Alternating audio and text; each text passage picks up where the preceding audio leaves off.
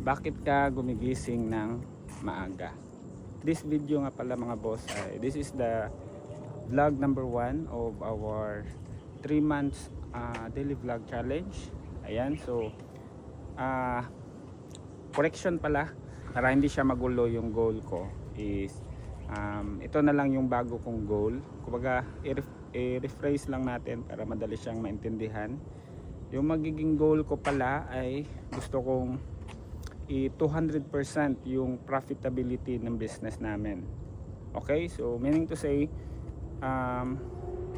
doon ako magbe-base sa net profit. So kunwari sa negosyo nyo is nasa 50k monthly yung net profit nyo, so yung goal mo lang is maging 100k. Dublihin lang natin para mas madali. Ayun, so sa mga hindi pa pala nakakakilala sa akin mga boss, ako nga pala si Roger Silvido. Isa pa akong computer store owner for about 6 years. Ayan, isa akong computer store owner na palaging tumatakbo. Ayan, so a quick story lang no, kanina mga boss, early morning.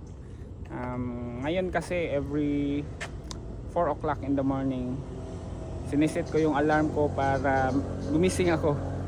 Ayan, so kanina nag-alarm na yung cellphone ko. So parang ayaw kong bumangon, basta nakakapagod siya. And yun yung struggle ko every day, every morning. Dati kasi I do running during evening, during night.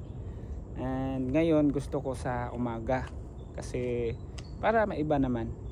Ayun, nahihirapan talaga ako na maging consistent sa oras.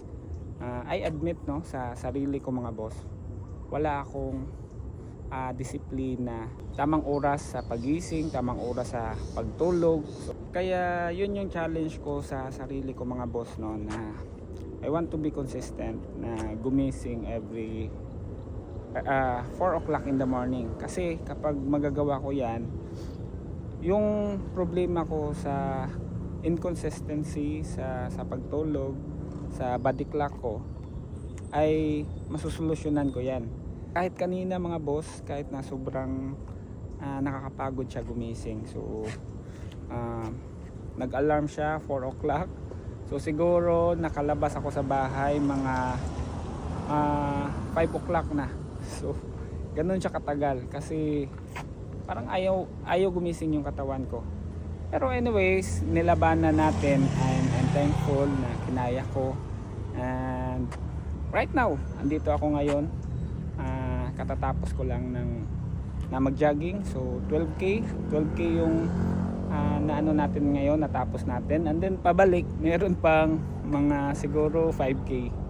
So anyways, pwede naman natin yung takbuhin.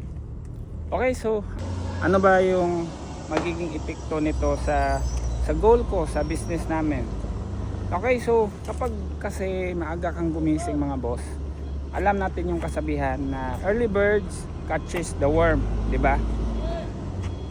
Pero para sa akin kasi the more na mas maaga kang gumising, mas marami kang bagay na masusolve, mas marami kang bagay na masisimulan. And yun yung importante sa atin bilang isang negosyante no, na maging productive tayo everyday. And one thing also mga boss, every time na tatakbo pala ako, doon ko masasabi mga boss na merong clarity in everything. Lahat ng problem natin sa computer business natin, doon ko siya sometimes no, when I'm running, doon ko siya nasusolve. And sometimes mga boss, during running din, doon ako nakakapag-isip doon ako nakakakuha ng mga bagong idea or bagong strategy para ma-improve natin yung business natin. Isa sa pinaniniwalaan ko mga boss na if I keep on running every day, malakas yung katawan ko, matalas yung isip ko. In that way, matutulungan ko na maging profitable yung business ko dahil mabilis akong mag-isip and I can find new strategies para mapalago natin yung business natin. Ayun na mga boss no. Punto ko lang talaga mga boss. it doesn't matter kung anong oras ka gigising, umaga man yan, tanghali, or gabi. So it depends yan sa'yo kasi iba-iba tayo ng trabaho, iba-iba yung nature ng business natin. And magkaiba po tayo ng nakasanayan, magkaiba po tayo ng body clock. So ayan, ang punto ko lang talaga is make your day more productive. Kasi mababalik natin yan sa negosyo natin. Kasi yung kalaban natin dito mga boss, ayun nga.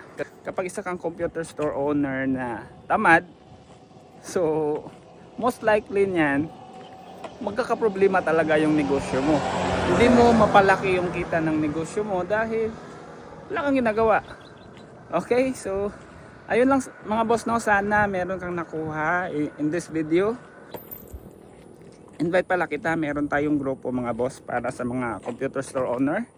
Ayan, so ilalagay ko na lang po yung link sa baba. So yun lang po muna mga boss. Always remember mga boss to always work smarter, not just harder. Takits mga boss, bye bye.